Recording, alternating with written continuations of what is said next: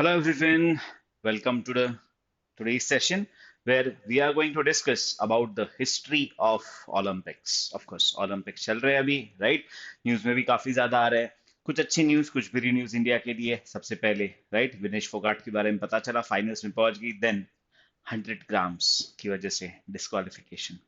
अब इन सब चीजों के बीच में दो सेशन हम देंगे ओलंपिक्स के ऊपर, बिकॉज आपके एग्जाम के लिए ओलंपिक्स इन सब की वजह से एक इंपॉर्टेंट टॉपिक बन जाता है। अब ओलंपिक्स की जब हम बात करते हैं तो फर्स्ट सेशन और this session here we are going to discuss about the history of Olympics. Olympics game की हिस्ट्री, उसके हिस्टोरिकली इंपॉर्टेंट फैक्ट्स, उन सब चीजों को डिस्कस करेंगे। और इवन इंडिया का परफॉर्मेंस एट ओलंपिक्स अभी तक का, नॉट दिस पर्टिकुलर ओलंपिक, इन सबको इस पार्ट में डिस्कस किया जाएगा। सेकेंड पार्ट जो ओलंपिक्स खत्म होने के बाद होगा, एंड इवन उस सेकेंड पार्ट के ऊपर we will have a test also, right? तो 11 तारीख को ओलंपिक्स आई थिंक कंक्लूड होने वाले हैं। After that on 13th of August we will have one test as well as एक यू कैन से प्रैक्टिस भी हो जाएगी आपकी टेस्ट के थ्रू ऑन ओलंपिक्स में इंडिया का परफॉर्मेंस। तो वहां पे हम डिस्कस करेंगे about different different you can say awards that we got, right? तो कौन से में गोल्ड मेडल मिला है, कौन से में सिल्वर, कौन से में ब्रॉन्ज, क्या हुआ है क्या नहीं, इन सब के बारे में। और इंडिया का परफॉर्मेंस कैसा रहा इस बार के ओलंपिक में, इस बार के ओलंपिक की थीम क्या थी इसका, यू कैन से एक तरीके से जो इसके मैस्कॉट्स वगैरह होते हैं वो सब क्या थे, इन सब के बारे में डिस्कस करेंगे। That will be second part. First part जो है ये है हमारा हिस्ट्री ऑफ ओलंपिक्स। तो without any delay, let's start with understanding the history of Olympics. तो जब हम ओलंपिक्स की बात करते हैं तो ओलंपिक्स दो पार्ट में डिवाइड होते हैं। एक को कहा जाता है एंशियंट ओलंपिक्स और दूसरे होते हैं मॉडर्न ओलंपिक्स। अभी जो हो रहे हैं, जिसको हम अभी देख रहे हैं, राइट, पेरिस में, उन्हें कहा जाता है मॉडर्न ओलंपिक्स। एंशियंट ओलंपिक्स की शुरुआत हुई थी अथेंस ग्रीस से। अथेंस ग्रीस में ओलंपिक और यू कैन से ओलंपिया नाम से इसे जाना जाता था।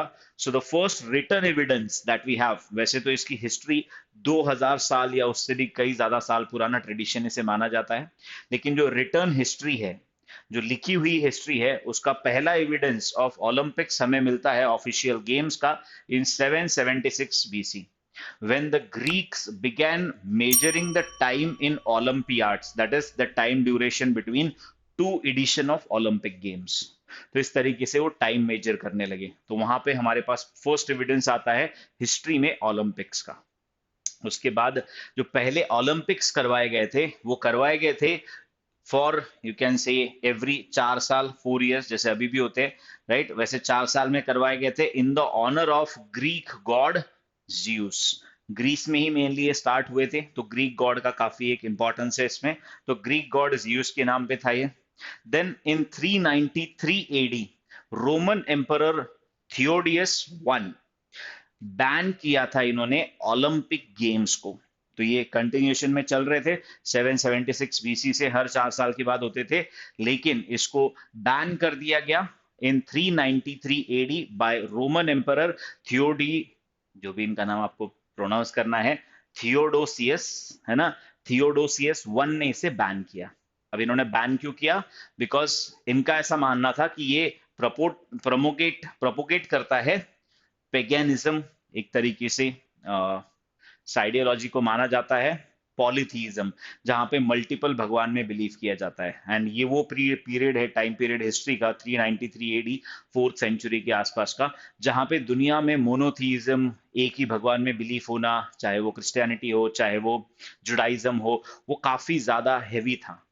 एंड इस वजह से कोई अगर मल्टीपल भगवान में मानता है या उसको प्रमोट करता है तो उस चीज को रोका जाने लगा। तो इसी तरीके से रोमन एम्परर ने इसे रोक दिया 393 एडी में। उसके बाद बहुत लंबे टाइम तक ये ओलंपिक्स बंद रहे। बट इस लंबे टाइम ड्यूरेशन में दुनिया ने अलग अलग वॉर्स देखे, अलग अलग कंट्रीज को एक दूसरे से लड़ते झगड़ते हुए देखा, बिकॉज उनका एक दूसरे के साथ मिलना, इंटरकनेक्शन होना बहुत कम हो चुका था।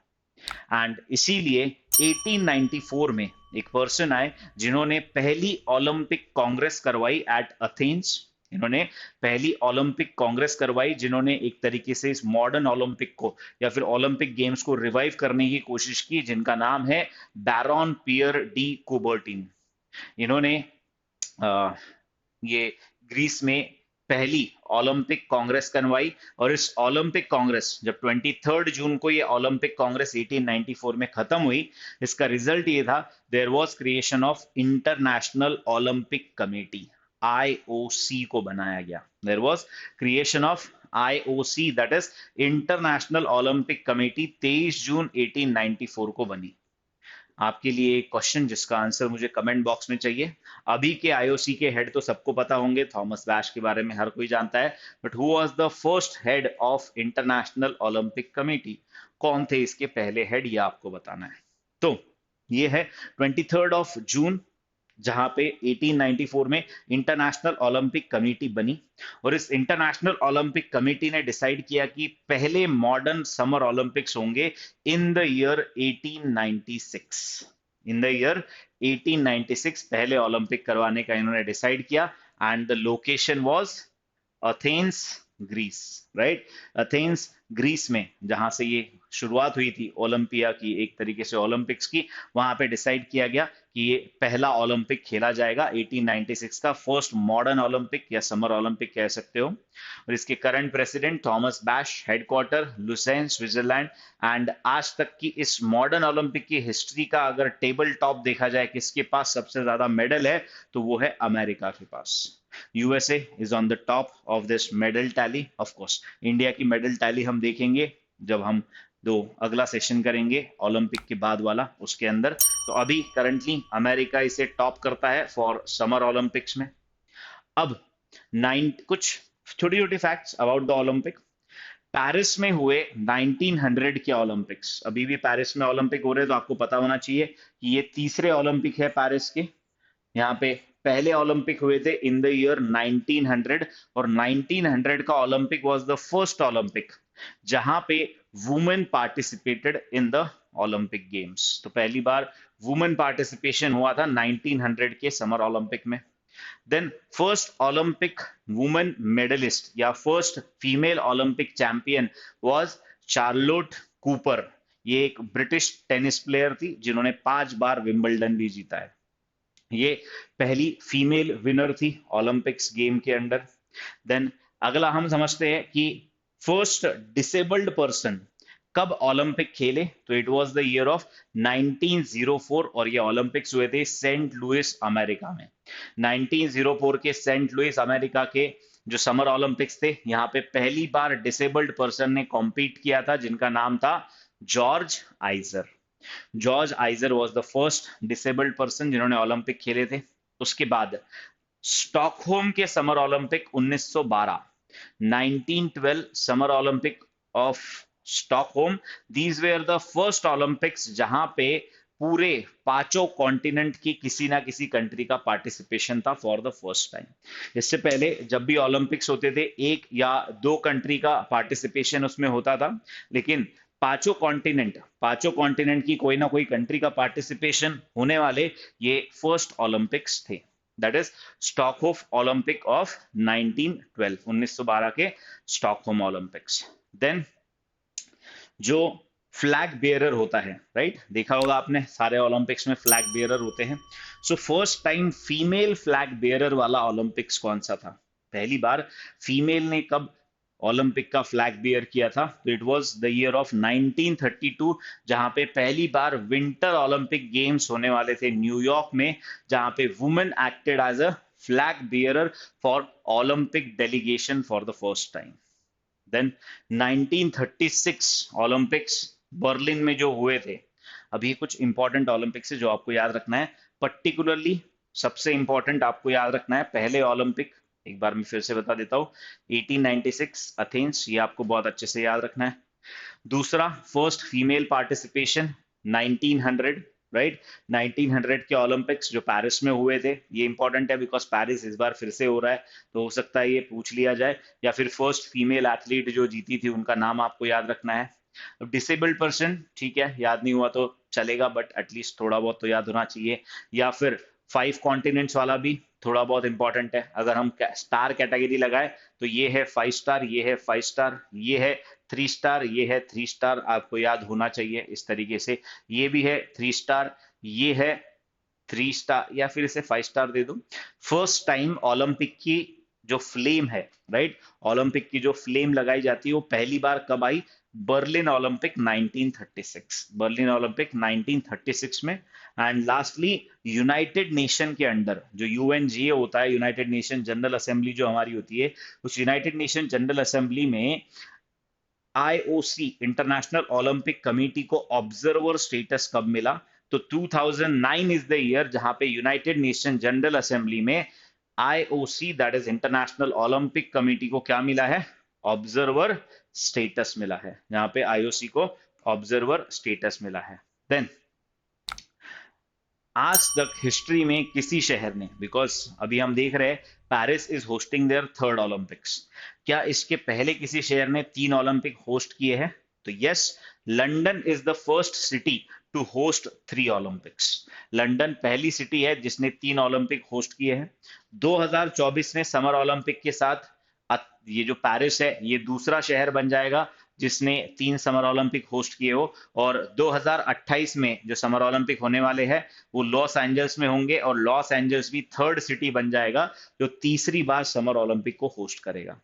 तो फर्स्ट सिटी आपको याद रखना है to host 3 summer Olympics is London, right, ये है लंदन।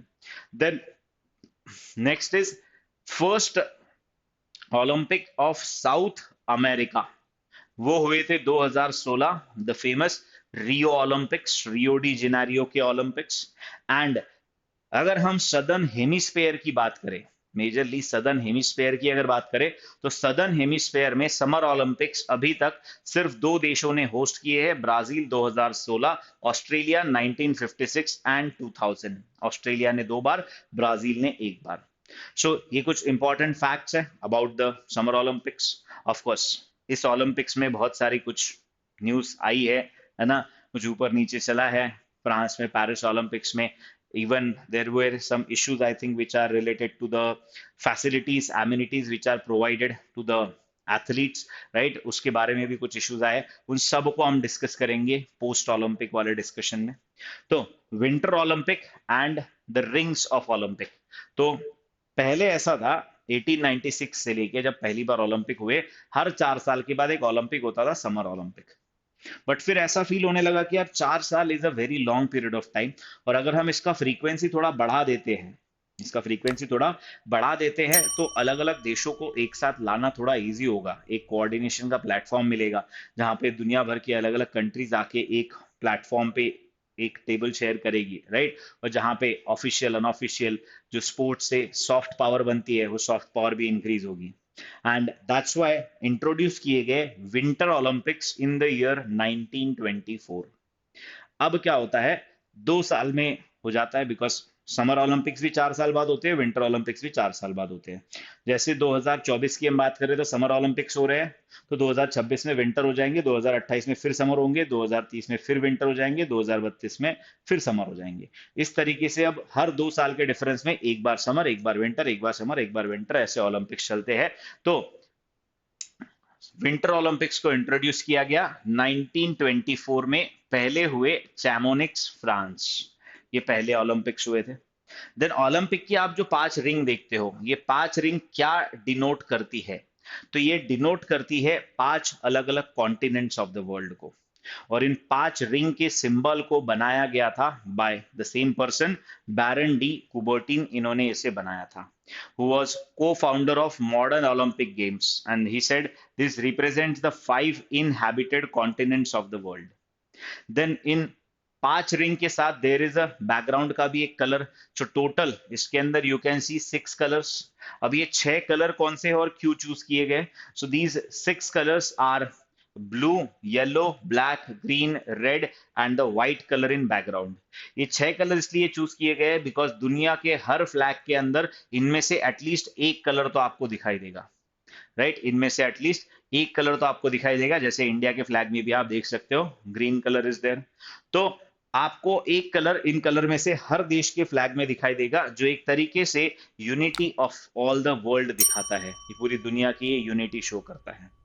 एंड अगर हम ऑफिशियल मैस्कॉट्स की बात करें ओलंपिक्स की, तो पहली बार किसी ओलंपिक में जब मैस्कॉट आया था तो it was the Waldi, it was Olympics of 1972 जो हुए थे म्यूनिश में, जहां पे कुछ बुरे इंसिडेंट भी हुए थे, उसके बारे में भी आपको मुझे बताना है इन द कमेंट बॉक्स कि भाई एक म्यूनिश ओलंपिक्स थे, वहां पे क्या हुआ था, एंड इसका बदला लेने के लिए एक देश की बहुत ही एक खतरनाक एजेंसी ने कुछ काम किया था, उसके ऊपर मूवी भी बनी है। What is the name of that movie? थोड़ा सा रिसर्च कर लेना। एक मूवी आई है इस ओलंपिक पे होने वाले एक इवेंट के बारे में, और एक देश की बहुत ही एक डेंजरस एजेंसी, खतरनाक एजेंसी, इंटेलिजेंस एजेंसी ने उसके ऊपर एक काउंटर ऑपरेशन किया था, उसके बारे में बताना है।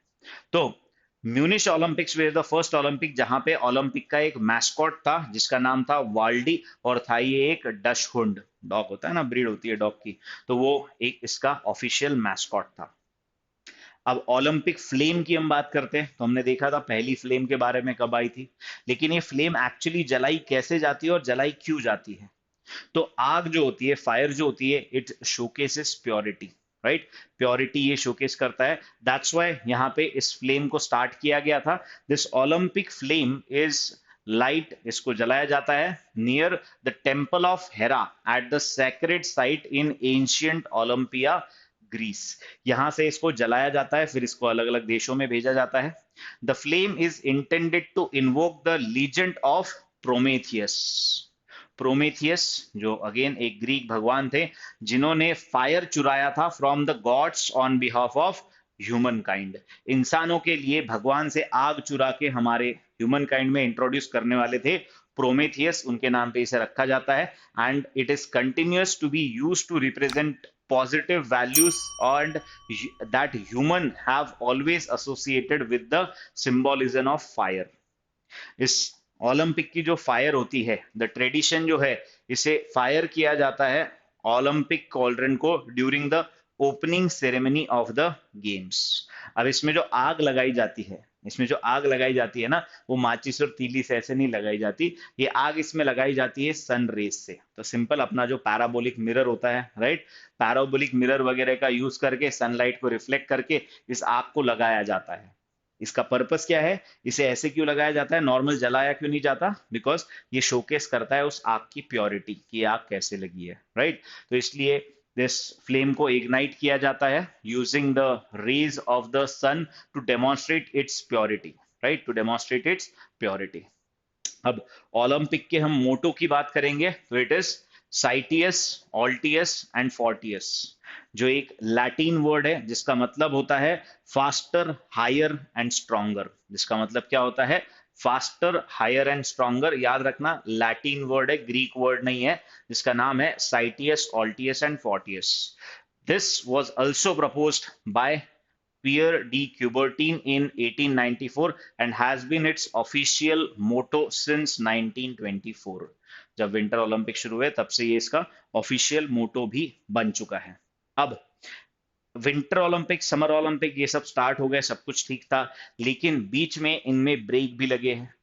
तो वर्ल्ड वॉर के टाइम पे कब कब ओलंपिक्स में ब्रेक लगा था, ये आपको मुझे बताना है इन द कमेंट सेक्शन, कि कब कब। दो तीन चीजें पूछिए, मैंने आंसर दे देना, हमेशा के लिए याद हो जाएंगे और एग्जाम में आने के बहुत ज्यादा चांसेस है। तो वर्ल्ड वॉर के टाइम कब ओलंपिक को ब्रेक लगा था? उसके अलावा भी 1980 और 1984, ये दो ऐसे साल थे जहां पे कई देशों ने ओलंपिक्स को बॉयकॉट किया था। क्योंकि एक बार ओलंपिक ऐसी जगह हुए थे जो कोल्ड वॉर का एक पावर है, यूएसएसआर, और दूसरी बार ऐसी जगह हुए थे जो वेस्टर्न कंट्रीज थी। तो जब ये ओलंपिक वेस्टर्न कंट्रीज में हुए तो यूएसएसआर ने बॉयकॉट किए, जब यूएसएसआर में हुए तो वेस्टर्न कंट्रीज ने बॉयकॉट किए। ये हुआ था कोल्ड वॉर के टाइम पे ड्यूरिंग 1980 एंड 84। कोल्ड वॉर के जो अपोनेंट थे, they boycotted each others games. America ने एंड 65 अदर देशों ने बॉयकॉट किए थे, मॉस्को में हुए थे जो Olympic in 1980, because of the Soviet invasion of Afghanistan. और इसके रिस्पॉन्स में जो अगले ओलंपिक हुए थे 1984 में, जो लॉस एंजल्स में हुए थे, उसको बाइकॉट किया गया था by Soviet Union and 15 other nation countries. इन्होंने लॉस एंजल्स बॉयकॉट किया था। तो ये ईयर याद रखने हैं। प्लस कोल्ड वॉर और सॉरी वर्ल्ड वॉर के टाइम कब ओलंपिक नहीं हुए थे, ये आपको मुझे चैट बॉक्स में बताना है। अब आ जाते हैं लास्ट पार्ट पे, इंडिया का परफॉर्मेंस या इंडिया की कुछ इंपॉर्टेंट चीजें जो हिस्ट्री में ओलंपिक्स की आपको याद रखनी है। तो पहली चीज, इंडिया ने पार्टिसिपेट कब किया था पहली बार ओलंपिक में? तो before independence during the British time in the year 1900, 1900 में ब्रिटिश इंडिया ने पार्टिसिपेट किया था। It was not independent India, it was British India जिन्होंने पार्टिसिपेट किया था। एक अकेले एथलीट गए थे इंडिया से जिनका नाम था Norman Pritchard, of course British Indian थे वो, है ना। एंड इन्होंने वहां से 2 मेडल भी लाए थे, सिल्वर मेडल लाए थे दोनों भी एथलेटिक्स में। एथलेटिक्स में इन्होंने 2 सिल्वर मेडल लाए थे।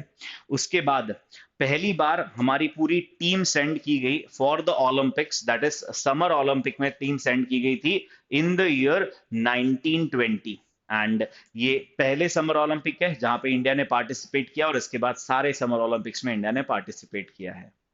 देन अगर हम बात करते हैं इंडिपेंडेंस के बाद, आफ्टर द इंडिपेंडेंस, तो it was Indian field hockey team जिन्होंने गोल्ड मेडल दिलाया था 1948 के समर ओलंपिक्स में।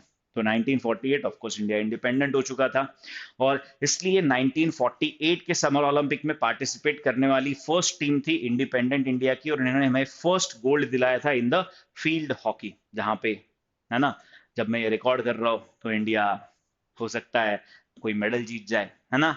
तो उसकी रेस में अभी भी इंडिया चल रहा है जब मैं ये वीडियो रिकॉर्ड कर रहा हूँ, तो देखते हैं क्या होता है इस बार। लेकिन बीच में अब इंडिया का परफॉर्मेंस इनिशियली फील्ड हॉकी में बहुत अच्छा था, बहुत सारे गोल्ड लाए थे, बिकॉज वो हॉकी जो है वो फील्ड हॉकी नॉर्मल फील्ड पे होता था। लेकिन जब से ये हॉकी टर्फ में कन्वर्ट हो चुका है, तब से countries which are like Germany और बेल्जियम, ये सारी कंट्रीज, नीदरलैंड्स, इन्होंने काफी अपना डोमिनेशन कर लिया है इन द टर्फ वाला हॉकी। बिकॉज जो इंडिया था या पाकिस्तान था, ये दोनों हॉकी के बहुत अच्छे प्लेयर थे, लेकिन ये नॉर्मल हॉकी खेलते थे, टर्फ पे नहीं। और जब टर्फ आया तो टर्फ बहुत महंगा था। Countries like India and Pakistan at that time could not afford to have turf के ग्राउंड और वहां पे हॉकी प्रैक्टिस करे, इसलिए टर्फ हॉकी पे फिर इन कंट्रीज ने अपना डोमिनेशन शुरू कर दिया। तो इंडिया का फर्स्ट फील्ड हॉकी का जो गोल्ड मेडल लाया गया था, that was in 1948 summer Olympic. इस पे एक मूवी भी आई थी, गोल्ड नाम था उस मूवी का, राइट। तो वही मूवी है, अक्षय कुमार थे शायद उसके अंदर। देन इन 1952 इंडिया का first individual medal, field hockey तो ये टीम गेम है, इंडिया का पहला individual medal, not the gold medal, but India का फर्स्ट इंडिविजुअल मेडल 1952 में लाया गया था बाय केडी जादव। ये एक हमारे रेसलर थे, राइट।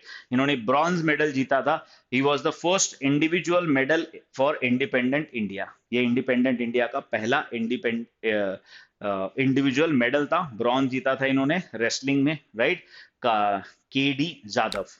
देन 2020 का जो सिडनी ओलंपिक्स था, इस सिडनी ओलंपिक में 2 time world champion gold medalist Malleswari, right, सुना होगा इनका नाम आपने, कर्नम मल्लेश्वरी ने ब्रॉन्ज मेडल जीता था वुमेन्स की कैटेगरी में। And this was the first ever Olympic medal won by women for India. तो ये आपको याद रखना है, पहली Indian woman to win the Olympic medal was Karnam Malleswari, bronze medal इन्होंने जीता था, राइट, इन वेट लिफ्टिंग इनका था, ये वेट लिफ्टिंग है। अभी हमारी I think Chanu, Mirabai Chanu, right, वो भी खेलने वाली है, थिंक आज ही उनका मैच है, ऐसा कुछ है, बट देखते हैं क्या होता है। लास्ट ईयर उन्होंने भी ब्रॉन्ज लाया था इंडिया के लिए। देन 2008 बीजिंग ओलंपिक की हम बात करें तो अभिनव बिंद्रा, ये एक इंपॉर्टेंट नेम है, राइट। इस बार भी इनका रोल है इस बार के ओलंपिक में। क्या रोल है अभिनव बिंद्रा का इस बार के ओलंपिक में, अगेन आपको बताना इन द कमेंट बॉक्स। तो अभिनव बिंद्रा जी ने गोल्ड जीता था in men's 10 metre air rifle event, becoming the first Indian to win the individual gold medal at Olympic Games for India। पहला गोल्ड मेडल इंडिविजुअली, पहला individual gold जो है वो अभिनव बिंद्रा ने लाया। केडी जादव जी पहला इंडिविजुअल मेडल लेके आए थे, उनका ब्रॉन्ज था। कर्नम मल्लेश्वरी पहला इंडिविजुअल फीमेल मेडल लेके आई है, जिनका भी ब्रॉन्ज था। पहला मेल जो इंडिविजुअल में गोल्ड लेके आए हैं वो है Abhinav Bindra ji, 10 metre 2008 Beijing Olympic. अब लास्ट पेज पे आ जाते हैं, that is about the 2024 Olympic. तो जब हम 2024 ओलंपिक के बारे में पढ़ेंगे, we will start with this slide where we are going to discuss about the brief facts on 2024 Olympics and then India's performance at 2024 Olympic. I hope this session was helpful in understanding the complete history and performance of India at the Olympics game. Thank you so much. See you guys in the next session. Till then, take care, stay safe, and all the best, India, for the Olympic Games. Thank you.